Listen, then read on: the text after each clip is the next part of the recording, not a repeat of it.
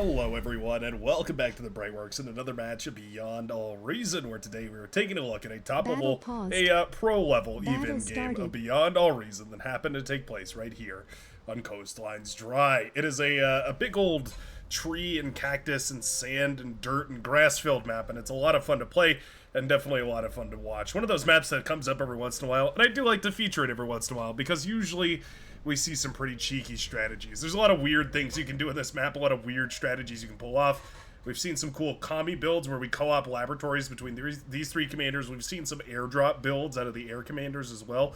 There's a lot of interesting stuff, so I'm excited to see exactly what went down in this rather quick game between some toppable players. And representing the tippy top of the red team here as the Red Armada commander and holding the Goblin trophy with the little punching glove on, it's gonna be none other than Lovish. Lovish representing the Stud clan. Actually, I don't know if Stud is a clan or if that's just the tag that Lovish has gone for here, but Lovish is going to be clocking in at 45.04 open skill and showing us what they've got as the red team leader on the southern side here of Coastlines Dry. Now, zooming all the way across the map here, where is he? Oh, wait.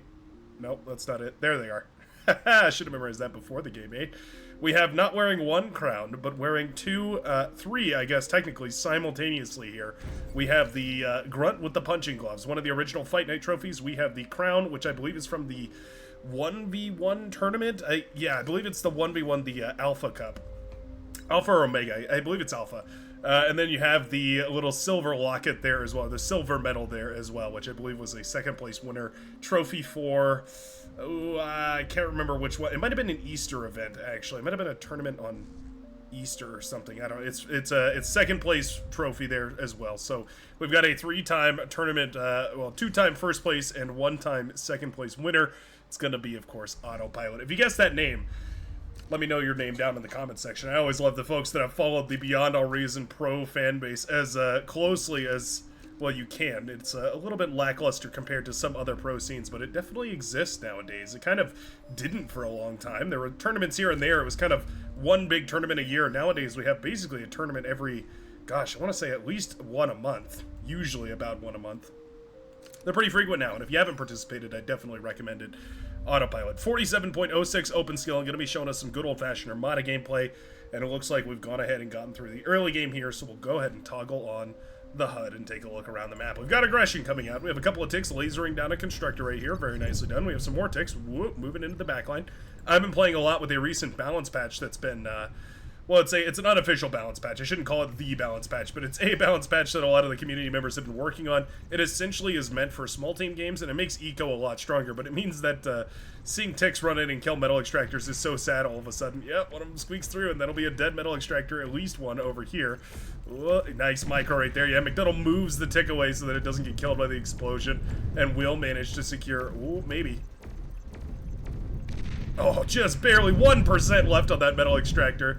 I was so ready to say boom, but he didn't actually end up getting it. Almost killed the Resbot over here as well, but it will actually stay up and running, slowly healing itself back up to full. Actually, that was pretty quick.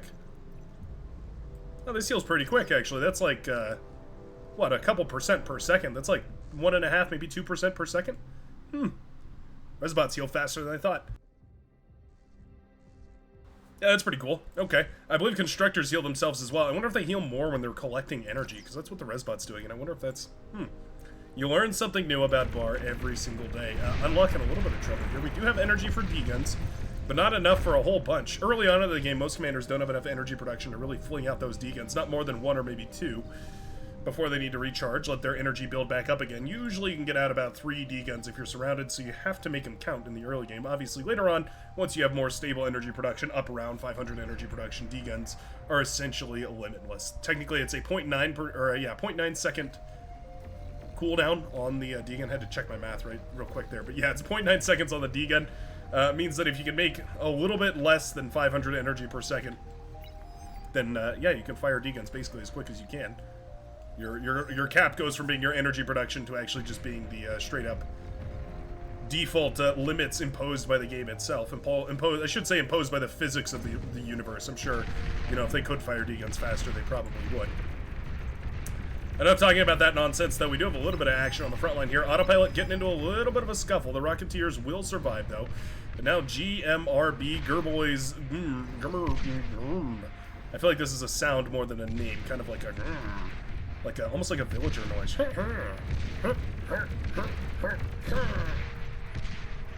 Thank you, thank you.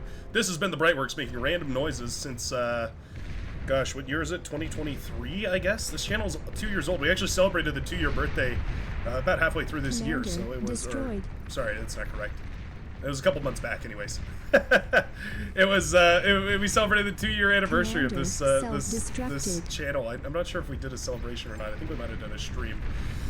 Very cool indeed. I appreciate each and every one of you. If you're a new member of the channel, welcome. If you're an old head that's been around from the very beginning, thanks for sticking around. I'm glad you're here, because I'm glad Bar is still here as well. You know, there were never really doubts that Bar was going to be a hit among people, but I never really expected it to grow like it has. And I think a lot of the OGs would probably issue the same sentiment, right? Everyone was kind of, you know, will TA stay alive? Is this style of game popular? Turns out it is. Turned out it's real popular. I think some of the best videos on this channel include upwards of, like, I want to say 80,000 views, something like that. Some of the most popular ones you would have seen. Ones like Juggernauts per second was one of those videos that had crazy high viewership. I think All Pro Lanes, I forget what the title of that video was, but that was another one that did crazy numbers. It's cool to see. It's cool to see there's a lot of interest in the game. Rambling about different subjects, though, as we do have a little bit of a push on the northern side. The Blue Commander winning a wonderful advantage on this northern side. And now Plateau Spa. Excuse me, still getting over this cold. Plateau Spa, the Pink Commander and the Brown Commander is already dead on the field. Most of that metal got eaten, actually, by the red team, so that was a nice recovery there. Still having a hard time keeping up with this Rocketeer army, though, and the Blue Commander has moved forward the laboratory, going into Centurion production. Interesting. I wasn't expecting that. I really figured we were going to just go ahead and bulwark our way to T3. T2, I mean, pardon me. Okay. This is an efficient army, to say the very least. I mean, these Rocketeers will stay alive as long as the Commander's repairing all these. Do we have a Commander self-destructed? Must have been in the back line. Somebody going for T2? Yeah, okay. Pardon me, I have to mute myself every time I cough, or I try to anyways. Spare you guys from that anti-ASMR. Calm Death on the southern side here as well. The red and green commanders clashing against each other. That's Cannibal going up against Lovish, the red team leader. Aggravator versus Rocketeer battle, and for the time being, the numbers advantage is in favor of the red com. But we do, of course, have two delicious corpses lying on the front line. Man, that's a phrase you don't hear very often in gaming. Two delicious corpses lying on the front line right there, right for the reclamation. Either commander has a claim to these, but the aggravators are slowly dying out as the Rocketeers trade ever so more slightly favorably. And the first Resbot that gets out to this field, and it looks like it will be red, will have their fill. A little bit of a race against the clock, though, and the Cyan Commander is pushing a Bacon Dude that is pushing very aggressively in the southern side and kind of holding this at bay in a sort of a very specific kind of way, because this line, effectively the best move right here is going to be for the red commander to push downwards and try and pincer maneuver Bacon Dude with the orange commander. But obviously that means that the push isn't going forwards, which is an effective kind of stall. It's a weird one, and it's a situational stall, but it is a stall nonetheless. Now, thousands of metal, by the way, going back to the red commander. I would be surprised if we didn't see a T2 lab. Starting now. Metal storage starting now. Right here. Metal storage right here. Are we sending it back? Not sending it back to the T2 Commander Constructor either. Little bit confusing what the strategy is here. Plateau Spa trying to trade. Oh, I don't think he's got it. Oh, just barely. Didn't quite get it against the blue commander. Autopilot did move out of range quick enough. Killed a bunch of those units, which is quite nice. Thug trying to move in here, but there's just not enough reinforcements. Yeah. This northern side was left uncontested for the longest time, and now there's free reign to basically go out and do whatever they want. The green commander is leaking southward here, making big problems for these commanders. But meanwhile, my goodness, what a push from Shashkarin. Breaking through the midsection and using good old-fashioned thug power to walk his way back into the main base right here of the Seafoam Green Commander, who's going for those T2 mexes, but now is going to lose it all as these thugs get on top of the base. There's no more metal in the tank right here. All the metal is dumped in this T2. One of those dangers of giving out those T2 cons. Might accidentally plummet your teammate's economy. Obviously, no one really to blame for that. You want to give out those T2 constructors, but it does happen sometimes. In the most dire of circumstances, the, I guess, technically most ideal play right here would have been to upgrade these for this commander, but the T2 support is probably the next best move. Maybe the first best move. Maybe upgrading them is the second best. Fiend's putting in some work here. Shurikens as well. Helping to clean up this mess as best they can.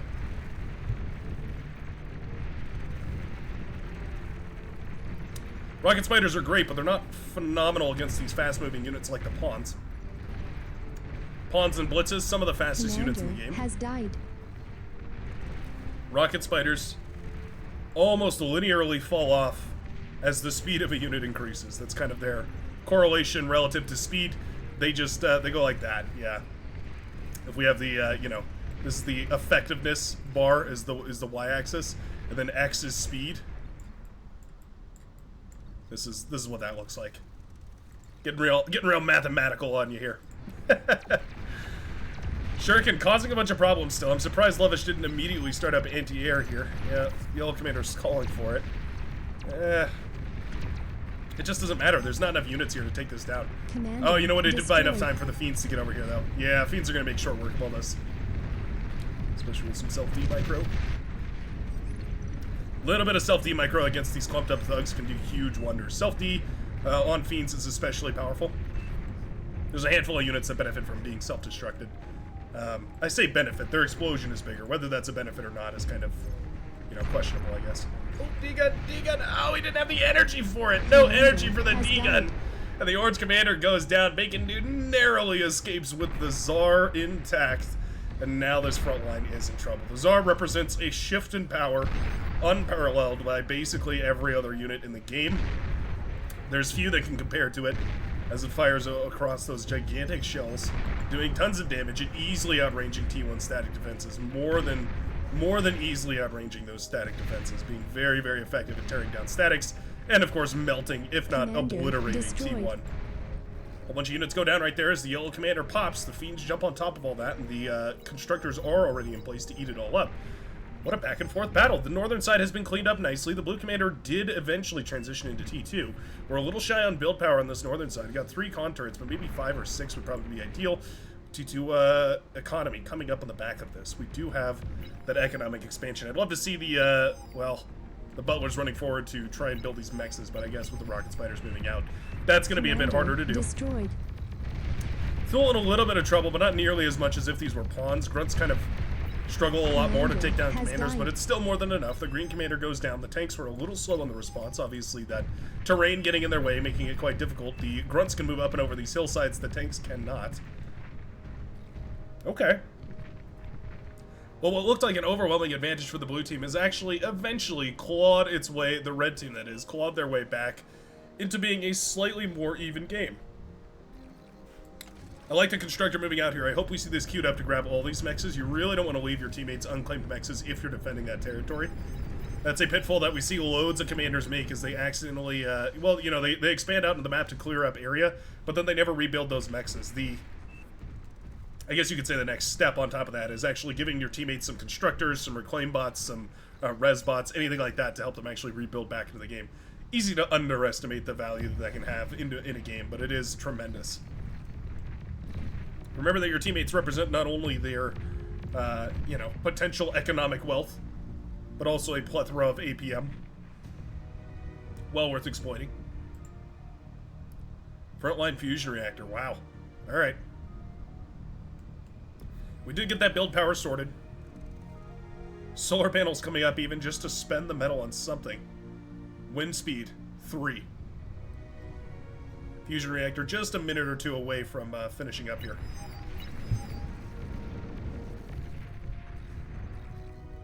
This is the last commander. That's why they're so avid to try and snipe it right here. 5%, what is that? 13% on that commander. Fighters see the transport. Yeah, they get the transport shot down. Nicely done right here. That is too funny. Red team really desperately wants that commander. We have a whole bunch of grunts moving in. Oh no. Oh, there's actually nothing to stop these grunts. Yeah, commander's retreating here, trying to get repaired up. Actually, might not be intentional to have that repairing right now. Twin guard will be thrown together here, but it's going to need a couple seconds to come online. But the grunts are already here. Uh-oh. Cannibal in a whole bunch of trouble right now. Where's the red commander? I don't even see it on the map, but I don't think we should take our eyes away right here. Uh-oh. Cannibal doesn't have enough energy here. Energy not being spared from the blue commander. The grunts move in. Oh no. Caught in a corner with not enough energy to fire off the D-guns. 2%. Oh, 1% left of the Green Commander. He manages to survive just barely by the hair on his chinny chin. The Green Commander manages to escape, and the transport will be evac'd away to the safety of the Blue Commander somewhere up north, hopefully given to a commander with a little more energy stability. My goodness. We have res bots, by the way, picking up a commander in the midsection here. I was curious why we were resing this. It makes sense now. Both of these teams on their very last 2 legs.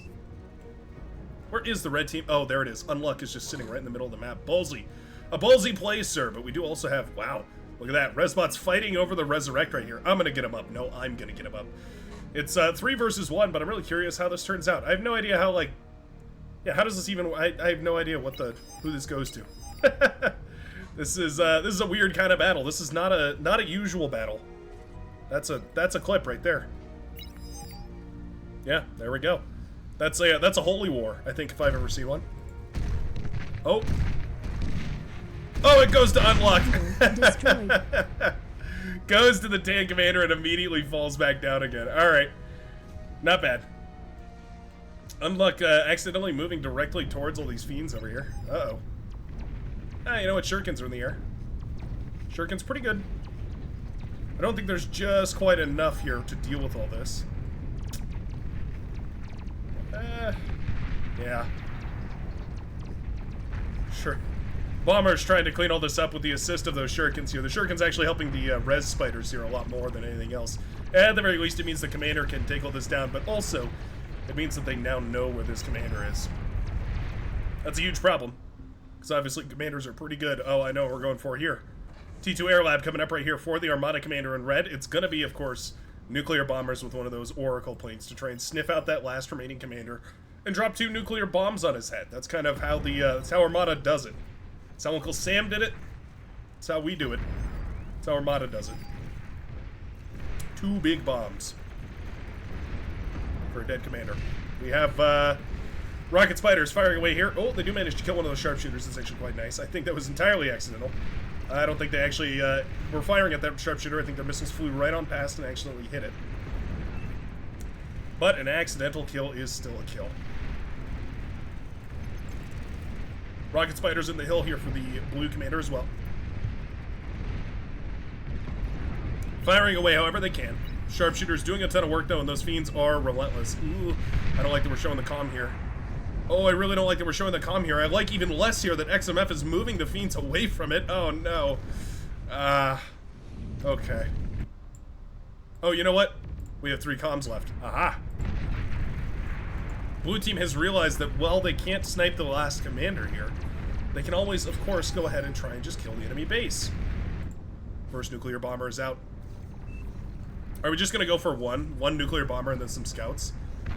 That's not a terrible plan. Since this is already a Hail Mary, you may as well hail that Mary even harder. Fighters make all the difference here, though, because those T1 fighters and the T2 shooting at the nuclear bomber can be a big issue. If you manage to win that air duel right here, I think taking out the air lab would be huge. Yep, that's where we're headed. Oh, gonna go for the fusion first. Okay. Not bad, not bad.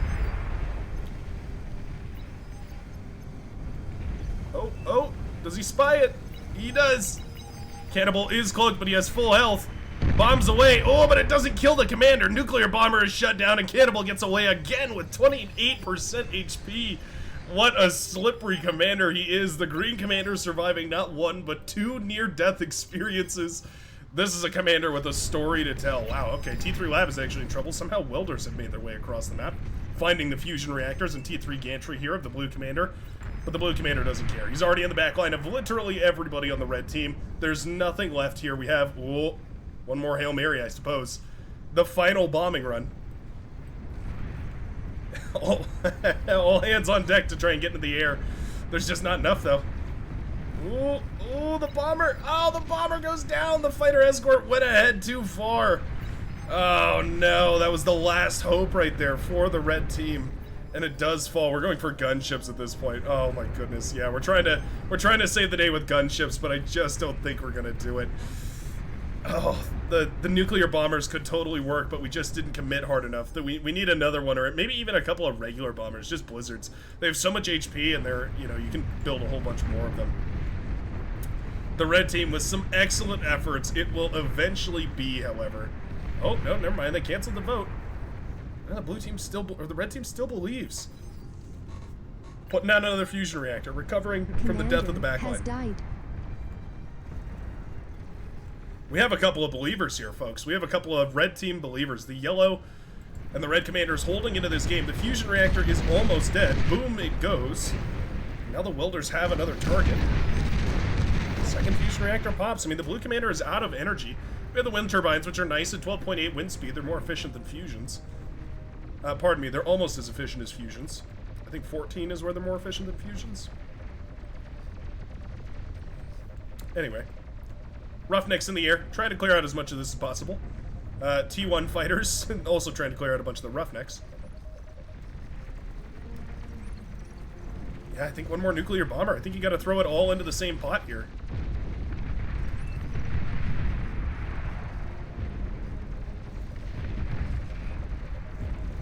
Alright, you know what? Those Roughnecks have just barely cleaned this up.